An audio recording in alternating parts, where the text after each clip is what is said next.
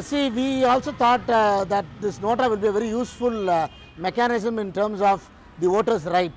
But right now, because of all the newspaper things that we have heard and then the election commission's views, it is not very clear what this NOTA itself is about.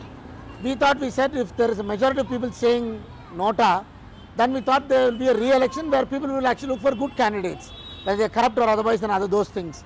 But right now we hear that even if there is a very few percentage of vote, if somebody becomes a winner, he will still win the elections, whereby we think that the NOTA itself has become useless and redundant. So I think we strongly feel that this NOTA brought into this whole election process is becoming a waste and no linkages to the whole electoral process in this country. And I think for the NOTA, I think what we should do is the whole linkages that we should look at in terms of looking at the right to recall. Even before NOTA, right to recall has been talked about. Many women's groups, child rights groups and then human rights groups have asked that if there is a candidate who has not fulfilled the aspiration of people, those candidates should be called up, the elected representatives should be called up. And I think this whole NOTA should be linked to that.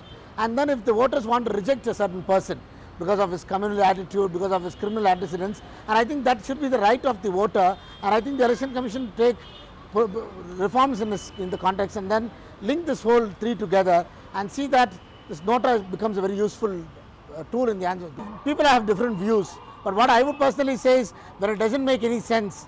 I think we should ask the Election Commission to make sense of it. So I don't think having a few hundred votes will matter and then some fool gets again elected and they start cheating us again around. They cheat the Election Commission, cheat the people who's actually the prime importance in this whole sector.